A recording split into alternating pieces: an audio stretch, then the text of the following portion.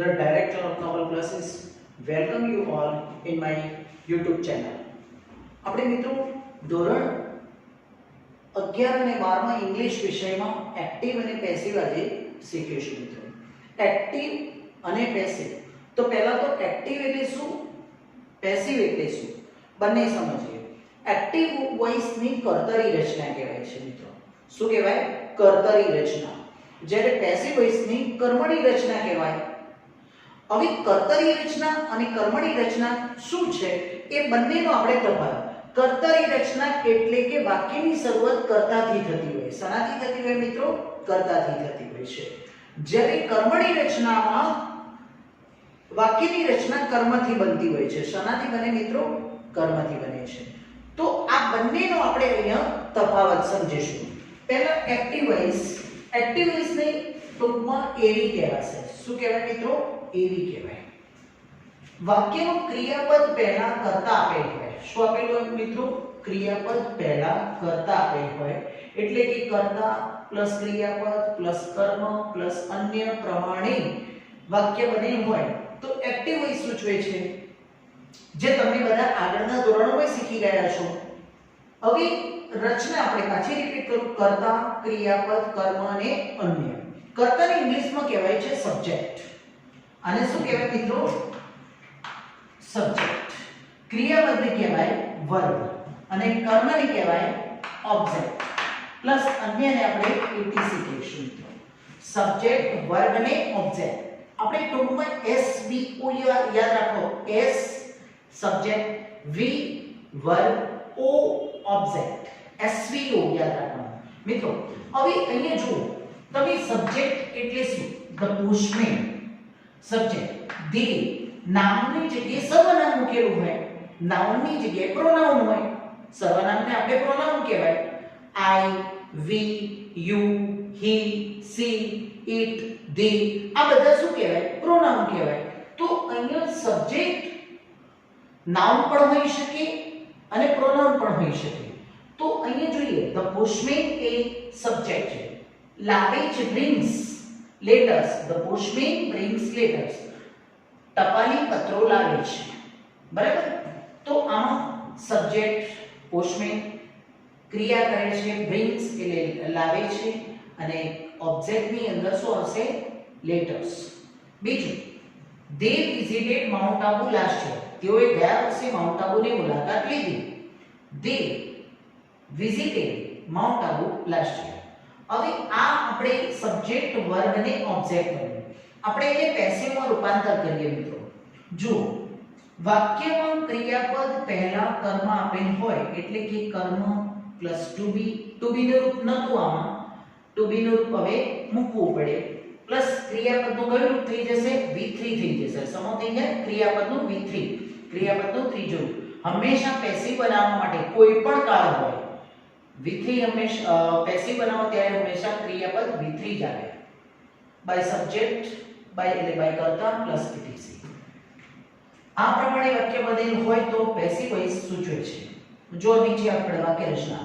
કર્મ to be V3 by subject એટલે by કર્તા પ્લસ ઇટીસી.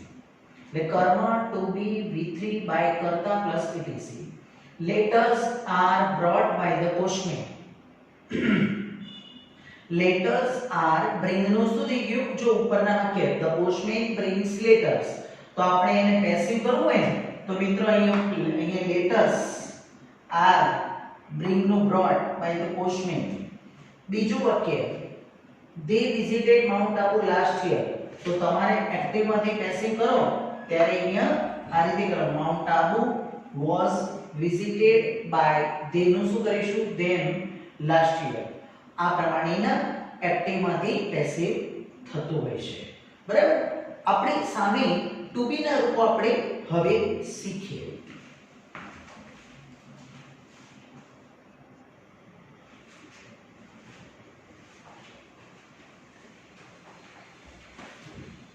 જો મિત્રો ટુ બી ના રૂપો હવે આપણે સમજવાના છે. ટુ બી ના રૂપોમાં કયા કયા રૂપો? કોઈ પૂછે તમને કે ટુ બી ના રૂપો કયા? તો યાદ રાખવાનું, વર્તમાનમાં એમેઝોન, ભૂતકાળ હોય તો વોઝ વેર આવે અને બીજા ત્રણ રૂપો છે બી being અને been, be, being અને been. હવે આ ત્રણ બીજા નવા રૂપો છે, એમિઝા, was, were, be, being અને been. આ પેસિવ બનાવો ત્યારે હંમેશા to be ના રૂપો મૂકવા જ પડતા है. સાદો વર્તમાનકાળ તો sing અથવા sings. આપણે ખાલી એક ક્રિયાપદ લીધેલું છે મિત્રો, ઘણા બધા ક્રિયા, play અથવા plays, teach અથવા teaches, write અથવા writes, ગમે તે ક્રિયાપદ લો તો sing અથવા sings તો તમારે શું કરવાનું, એમિઝાર લગાવી દેવાનું. શું કરવાનું, આ પ્રમાણેનું ક્રિયાપદ તમને દેખાય અને પેસિવ બનાવો એમિઝાર sing નું શું થઈ જશે, sung.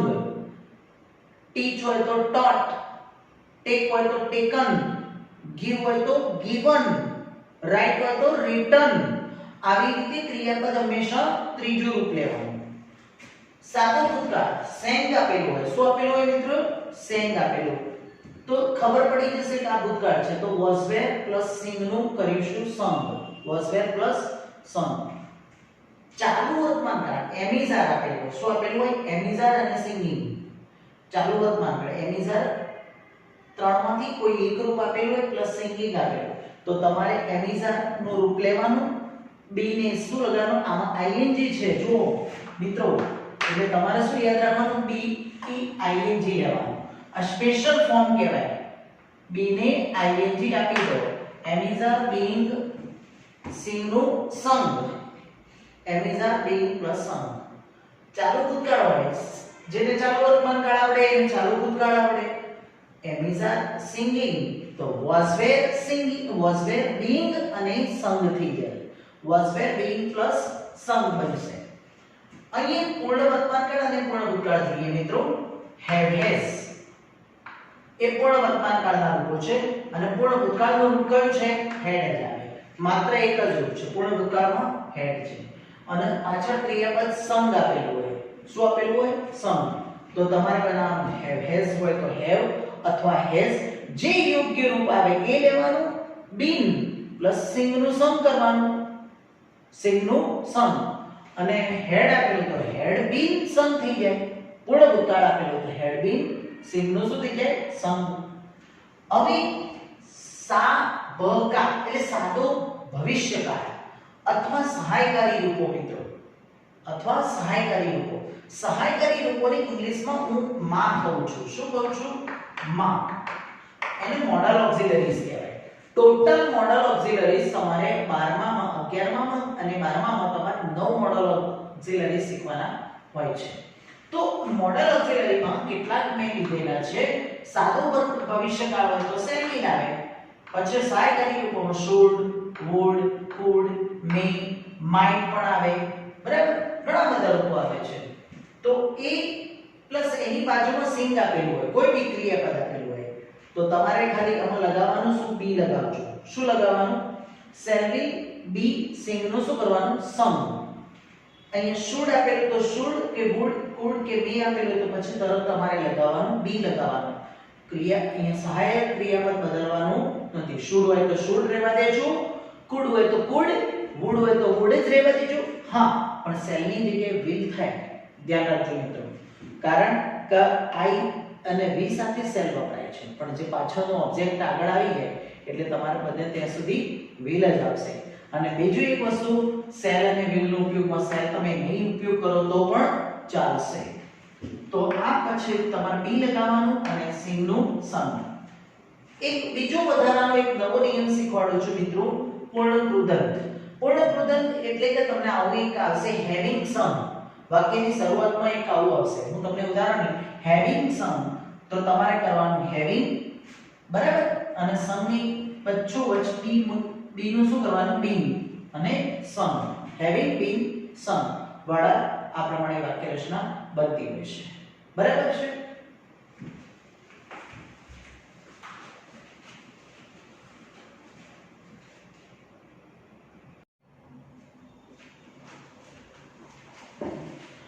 જો મિત્રો આપણે એક્ટિવ પેસિવ ની અંદર આપણે પ્રેક્ટિસ કરી આપણે કેટલાક, તો એવી માંથી પીવી માં રૂપાંતર કરવું છે મિત્રો.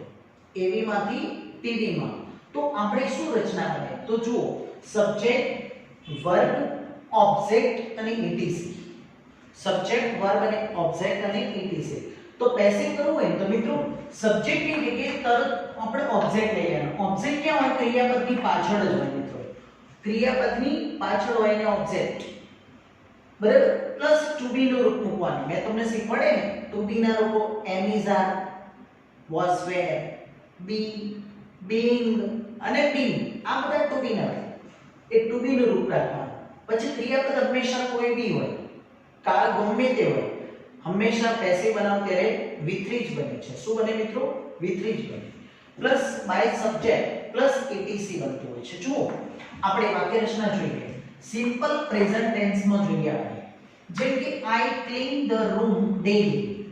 કઈ રીતે ખબર પડી મિત્રો કે આ સાદો વર્તમાનકાળ છે? બે રીતે ખબર પડી.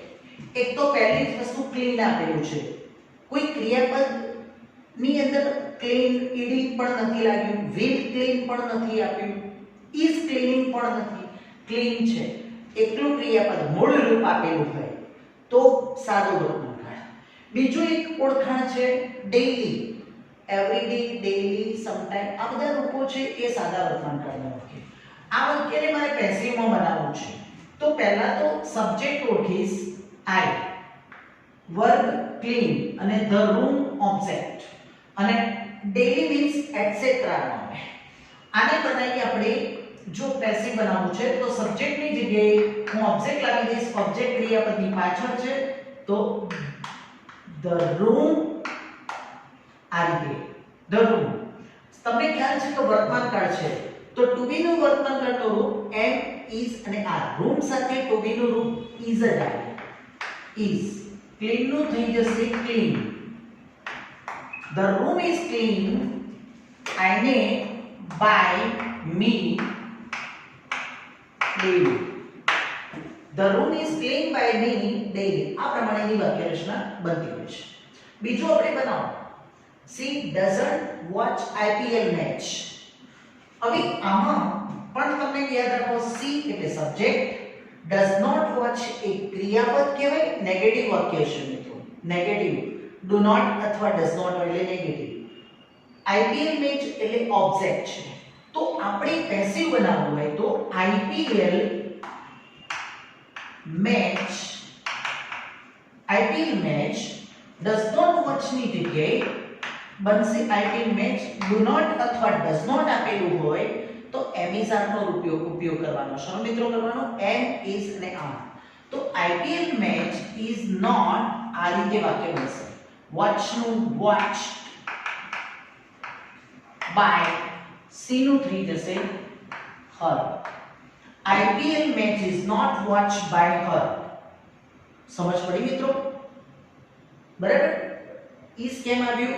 do not અથવા does not એ સાદા વર્તમાનકાળના રૂપો છે માટે તમારે શું કરવાનું? do not અને does not આપેલું હોય ત્યારે is એમ આપેલું કરવાનું. આપણે પ્રશ્નાર્થ વાક્ય લઈએ. Do you play cricket daily?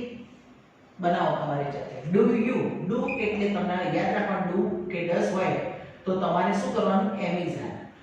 અહીંયા સબ્જેક્ટ કયો? યુ, વર્બ પ્લે અને ક્રિકેટ ઓબ્જેક્ટ. તમારે યાદ રાખવાનું સબ્જેક્ટની જગ્યાએ ઓબ્જેક્ટ, ઓબ્જેક્ટની જગ્યાએ સબ્જેક્ટ. એટલે પહેલા તો હું તમને અહીંયા શીખવાડું છું ક્રિકેટ. આ રીતે મૂકી દઉં છું અને યુ અહીંયા તમને મૂકું છું બાય યુ અને ડેઈલી આપેલું હોય તો એમને એમ જ આ પ્રમાણે. અડધી મેં તમને હેલ્પ કરી દીધી. જો ક્રિકેટ બાય યુ પ્લે. હવે પ્લે હોય ને હંમેશા યાદ રાખવાનું કે કોઈ બી કાળ હોય, કોઈ બી કાળ હોય હંમેશા પેસિવ બનાવો એટલે V3 ત્રીજું પ્લે નું V3 પ્લે. આપણને આટલું તો ખબર પડી. Cricket played by you daily પણ આ રીતે ના બને. ડુ આવે એટલે એમ ઇઝ આર યાદ રાખવાનું. શું મિત્રો યાદ રાખવાનું? Am is are. હવે ક્રિકેટ સાથે ઇઝ આવે. શું આવે? Is cricket played by you daily? Is cricket played by you daily? ચલો. Mister Patel teaches English in the school. Mister Patel સ્કૂલમાં ઇંગ્લિશ શીખવે છે. તો આપણે પેસિવ બનાવવું છે ઇંગ્લિશ, બરાબર. સબ્જેક્ટની જગ્યાએ ઓબ્જેક્ટ આવી ગયું. ઇંગ્લિશ ટીચીસ છે એટલે ઇઝ ટોટ્સ થશે. English is taught by Mr. Patel in the school. બરાબર મિત્રો, ખ્યાલ આવી ગયો? ઇંગ્લિશ ઇઝ ટીચ નું taught, અને યાદ રાખો ઓબ્જેક્ટ ની જગ્યાએ તમારે સબ્જેક્ટ મૂકવાનું છે. by Mr. Patel in the school. We do not visit the library on Sunday. અમે રવિવારે લાઇબ્રેરીની મુલાકાત લેતા નથી. તો આપણે we એટલે સબ્જેક્ટ, do not visit એટલે વર્બ, અને લાઇબ્રેરી એટલે ઓબ્જેક્ટ. તો આપણે કેસે બનાવો? તો પહેલા સબ્જેક્ટની જગ્યાએ ઓબ્જેક્ટ ને લાવો. the library પહેલા અહીંયા લાવી દીધું. હવે જો do not અને does not આપેલું હોય તો ત્યારે am is are. જો did not આપ્યું હોય, do not નું ભૂતકાળ did not, તો તમારે was were આવે. તો અહીંયા તમે ધ્યાન રાખો, the library is not, library એકવચન છે એટલે is not. visit નું શું કરીશું મિત્રો? visited by, we નું શું કરવાનું? us on Sunday. The library is not visited by us on Sunday. બરાબર મિત્રો, ખ્યાલ આવી ગયો હશે? તો આ પ્રમાણે તમે પ્રશ્નાર્થ વાળો બીજો એક બનાવો. does do your brother ના આવે મિત્રો, અહીંયા does આવશે મિત્રો. does your brother teach you English? શું તમારો ભાઈ તમને ઇંગ્લિશ શીખવે છે? તો તમે બનાવો પેસે. તો તમે યાદ રાખો, આ does હોય ત્યારે તમારે યાદ રાખવાનું, અહીંયા do હતું તો am is are આવે, તો does હોય તો પણ am is are આવે. your brother એ સબ્જેક્ટ છે, teach એટલે વર્બ છે, અને અહીંયા તમારે બે ઓબ્જેક્ટ છે, you પણ છે અને ઇંગ્લિશ છે. બે ઓબ્જેક્ટ હોય તો ગમે તે રીતે તમારે આગળ લાવવું હોય તો લવાય, પણ એ કોની જગ્યાએ મૂકવાનું? સબ્જેક્ટની જગ્યાએ. તો તમે ઇંગ્લિશ અહીંયા મૂક્યું, માની લો અહીંયા ઇંગ્લિશ મૂક્યું, બરાબર? તો ઇંગ્લિશ છે તો તમારે is English teach નું થશે taught. અહીંયા you by your brother. આ પ્રમાણેનું જો એક ઓબ્જેક્ટ લાવી દીધો તો બીજો ઓબ્જેક્ટ જ્યાં છે તેના ત્યાં જ રહેવા દેવાનો. બે ઓબ્જેક્ટ હતા, શું અને કોને. શું તારો ભાઈ તને ઇંગ્લિશ શીખવે છે? કોને એટલે તને, you, અને શું શીખવે છે? ઇંગ્લિશ. બે ઓબ્જેક્ટ, શું અથવા કોનેથી પ્રશ્ન પૂછતા આપણને ઓબ્જેક્ટ મળે છે. તો અહીંયા આ વાક્યમાં બે ઓબ્જેક્ટ છે, તો બંને રીતે વાક્ય બનાવી શકાતું હોય છે. તો is English taught you by your brother. આપણે જો બીજા ઓબ્જેક્ટને લેવું છે તો અહીંયા you મૂકીશું. તો you માટે are you આવે, are you taught. બીજું આપણે ઇંગ્લિશનું એમ જ રાખીશું, are you taught English by your brother. શું તને તારા ભાઈ દ્વારા તને ઇંગ્લિશ શીખવવામાં આવે છે? આ પ્રમાણેની રચના બને છે.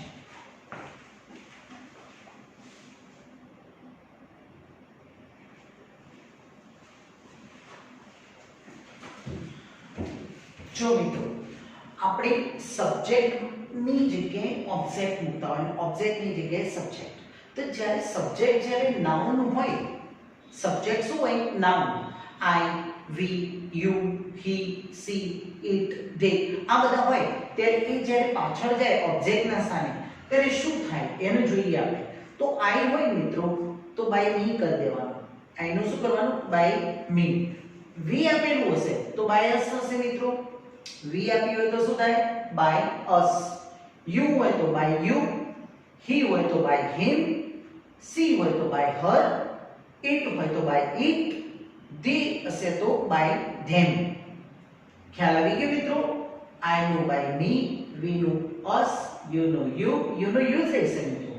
he નું him, she નું her, it નું it, they નું them. અને કોઈ નામ આપેલું હોય અમિત તો અમિત જ રહેશે. દીપક, બોયઝ, ટીચર્સ બધા જ એના એક નામ પાછળ જતા હોય છે. સિમ્પલ પાસ્ટ ટેન્સમાં આપણે વાક્ય રચના તો જો એવી માંથી પીવી માં તો જો સબ્જેક્ટ V2 એટલે ક્રિયાપદનું બીજું ઓબ્જેક્ટ પ્લસ એટીસી. તો આપણે પેસિવ બનાવીએ તો સબ્જેક્ટની જગ્યાએ શું આવશે? Object. Was were V3 by subject અને એટીસી. સબ્જેક્ટની જગ્યાએ શું આવે? ઓબ્જેક્ટ. તમારે ટુ બી નું રૂપ તો મૂકવું જ પડશે પેસિવ બનાવવા એટલે વોઝ વેર આવશે, ક્રિયાપદનું V3 આવશે બાય સબ્જેક્ટ અને પ્લસ એટીસી આવશે. ચલો મિત્રો આપણે વાક્ય રચના જોઈએ. આપણે વાક્ય પહેલું વાક્ય છે આઈ ફોરગોટ ધ ફેસ. હું ચહેરો ભૂલી ગયો. ફોરગેટ નું ભૂતકાળ ફોરગોટ. યાદ રાખો હવે એને પેસિવ બનાવવું છે તો ફોરગોટ નું પેસિવ શું થઈ જાય? V3 શું? ફોરગોટ નું V3 શું થાય? ફોરગોટન. શું થાય મિત્રો? ફોરગોટન. તો આપણે આ પેસિવ સબ્જેક્ટની જગ્યાએ ઓબ્જેક્ટ, ઓબ્જેક્ટની જગ્યાએ સબ્જેક્ટ. તો આપણે બનાવીશું the face was forgotten by me. The face was forgotten by me.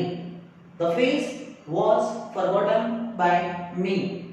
ચલો બીજું વાક્ય બનાવીએ. He did not change the parcel. તેને પાર્સલ બદલ્યું નહીં. તો આપણે subject he did not change એટલે વર્બ છે અને the parcel object. The parcel did not હોય એટલે to be નું રૂપ do not હોય તો am is are, do not અથવા does not હોય તો am is are, did not હોય તો was were થઈ જશે મિત્રો. તો the parcel was not changed by him નું થઈ જશે him.